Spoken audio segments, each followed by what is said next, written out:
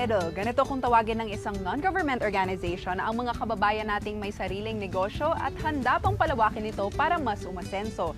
Sila ang NGO na Foundation for Enterprise Management Innovations Incorporated o FEMI na tumutulong sa kanilang mga Filipino Bene-partners patungo sa kaunlaran. Kilalanin pa natin ang FEMI dito sa Pinoy Yata Ito.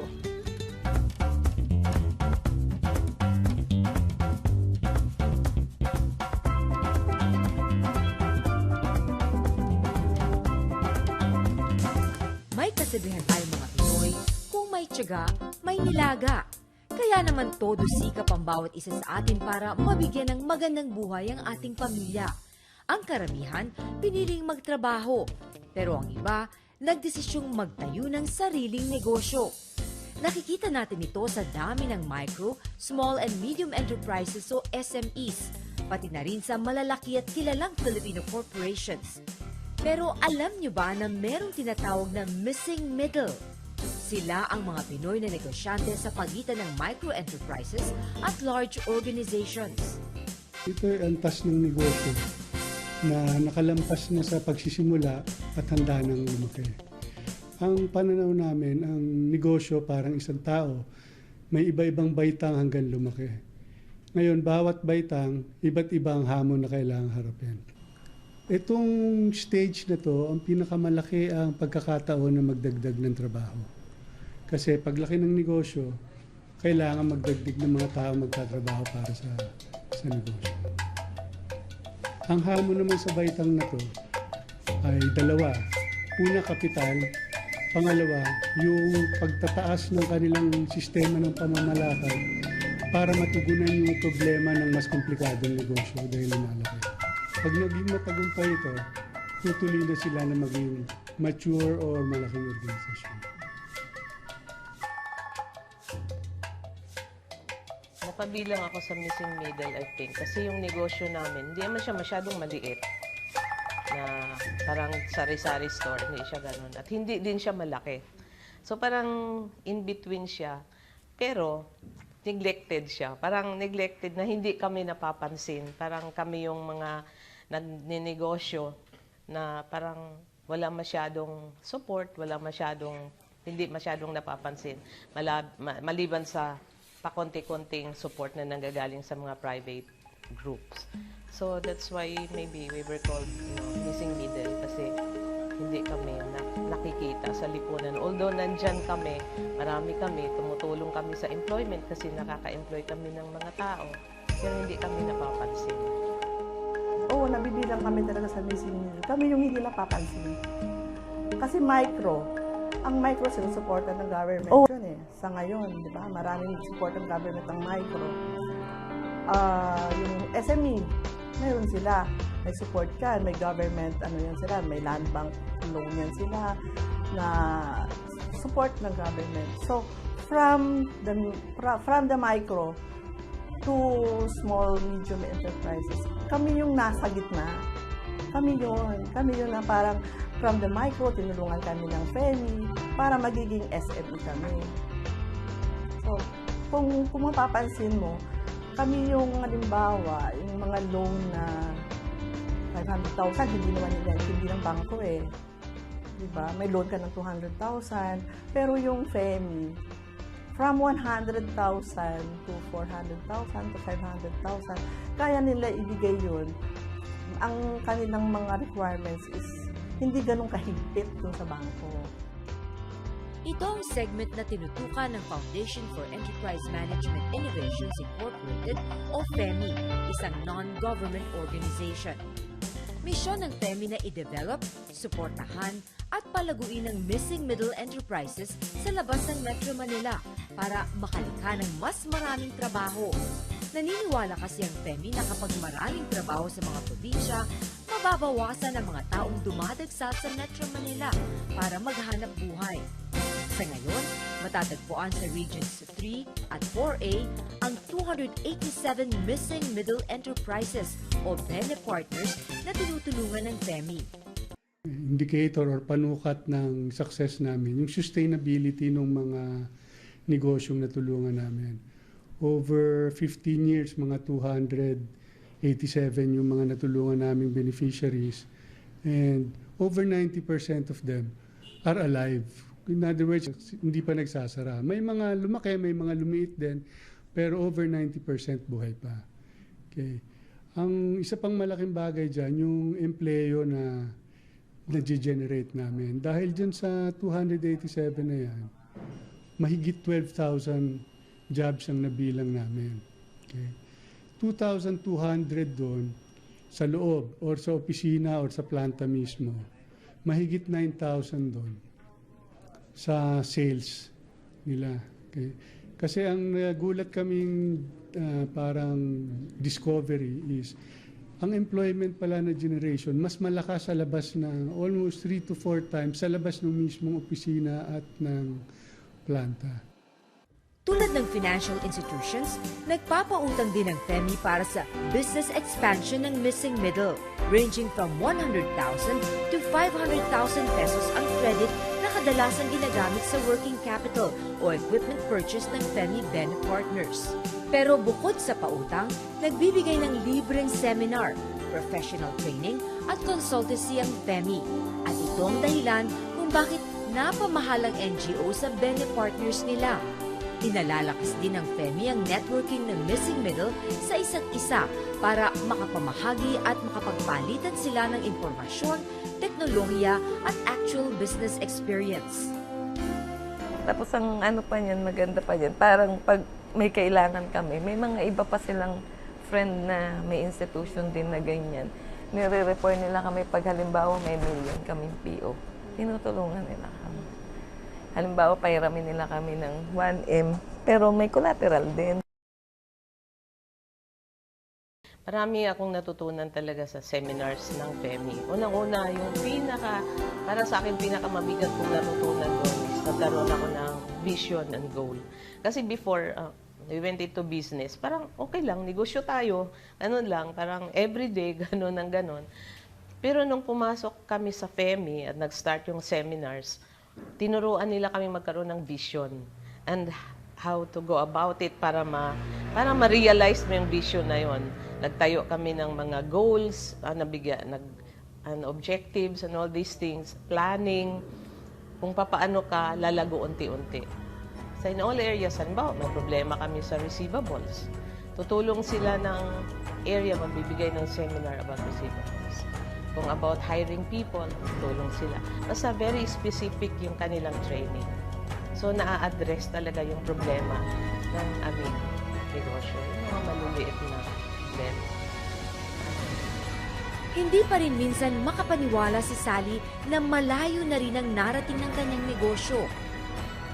Naalala pa niya nang pasukin nila mag-asawa ang pagbebenta ng live and dressed chicken noong 1996, kung saan siya mismo ang pumili ng mga manok mula sa farm at naglilinis ng mga ito buong magdamag. Pagdating ng umaga, ide-deliver ito ng kanyang asawa gamit ang motorsiklo o tricycle. Taong 2004 nang makilala ni Sally ang FEMI, matapos siya mabigyan ng pagkakataon na makapag-deliver ng dressed chickens sa isang kilalang pizza food chain. Matapos siyakin ng FEMI ang kanyang negosyo, binigyan siya ng loan at dito na nagsimula ang magandang samahan ng dalawa. Tapos kita nga namin yung mga maraming nakatambay sa tabi na nakahubad pa.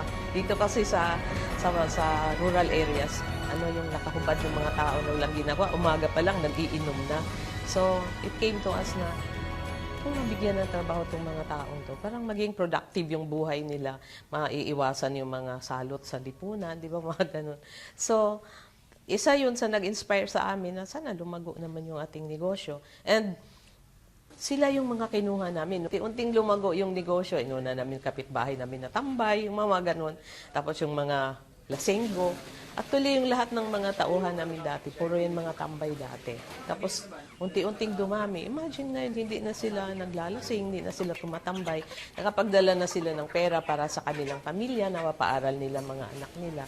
So, parang para sa akin, malaking tulong yun para mabawasan yung problema ng local government sa lugar namin. And sa ibang mga local government areas din, kung magko-contribute na to the national government, di ba?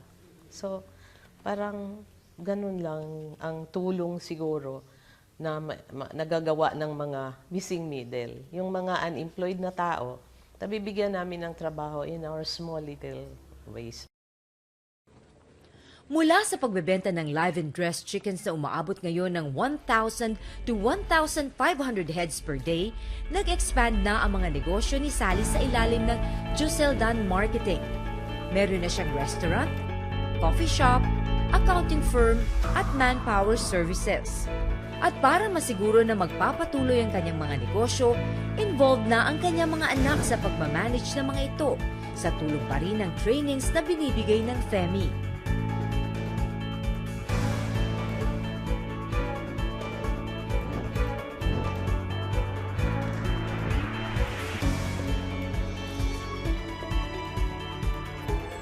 Nakilala na natin ang FEMI at ang kanilang misyong tulungan ng ating mga kababayan. We'll get to know more about them when we return.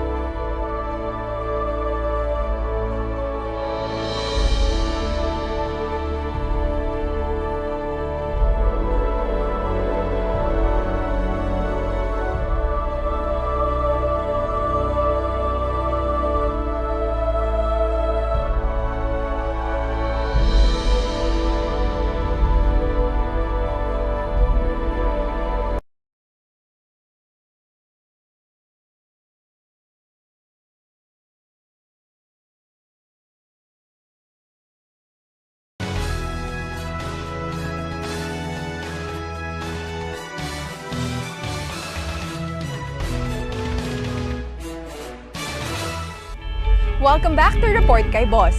Kanina ay naliwanagan tayo sa advocacy ng FEMI. Ngayon naman ay mas kilalanin pa natin ang kanilang Bene partners and their inspiring stories sa pagpapatuloy ng Pinoy Yata ito. Hindi siya beneficiary, benefactor ang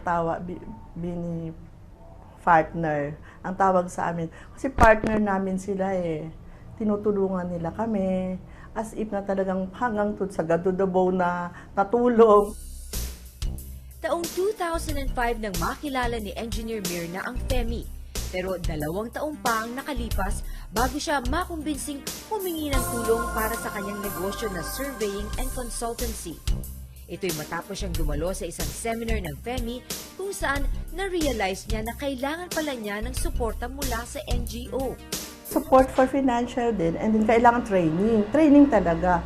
Kasi ako, as sinabi ko na sa iyo na hindi nga kami negosyante, technical kami, pero natulungan kami ng FEMI to be an entrepreneur through seminars, training, consultancy. Nakita mo no, kung paano kami nila sinusuportahan. Nagpupunta yan sila dito sa amin. Tinitingnan nila kung talaga nagamit yung kanilang pinalong. So ngayon, 28 na yung mga empleyado namin, tapos kaming 3 mag-anak, yung 2 kong anak nandito na rin. So 31. And then nung binukas namin yung real estate namin, we have already mga nasa 20 to 28 na mga sales representative and sales consultant. Yun yung malaking tulong sa amin ng FEMI na kinonsult ko sa kanila bago ko binukas na, pwede ba ako magbukas ng real estate nung marketing? Yes, engineer, tutulungan ka namin. So, sa ngayon, imagine mo, ang dami kong natutulungan ng mga sales representative. Rizal, Tanay, Teresa, Antipolo. Nakakalat sila, and even Pasig. Meron kasi kami isang condominium na exclusive namin ng marketing. Project ko pa since 1998.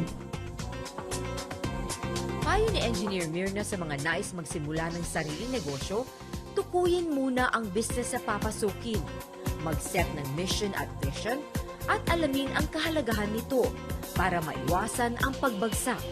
Malaki rin ang advantage kung expertise sa negosyante ang kanyang papasuking business. At syempre, hindi dapat mawawala ang sipag at tiyaga para patakbuhin at palaguin ito. Una sa lahat, magpapasalamat ako sa PEMI kasi sila yung institusyon na unang tumulong sa amin at nagtiwala sa aming kakayahan. Ngayon po ay nasa gitna na kami na aming paglalakbay. At malapit na namin makamit ang aming mga kailangan. Kasi totoo, ma'am, realistic sila unang tumulong sa amin. Kasi mahirap din talaga magnegosyo. Tapangal lang din. Masarap na lang tingnan ngayon, pero yung pinagdaanan mo, ay hirap din. Hindi akalain ni Daisy na lolokohin siya ng mga dating katrabaho niya sa opisina nang magdesisyon silang magpundar ng negosyo. Halos 1 milyong piso ang nawala sa kanya at di halos alam kung paano siya magsisimula muli. Kaya laking pasasalamat niya nang dumating sa kanyang buhay ang FEMI dahil dito niya kinuha ang unang kapital para sa negosyong bubble foil insulation.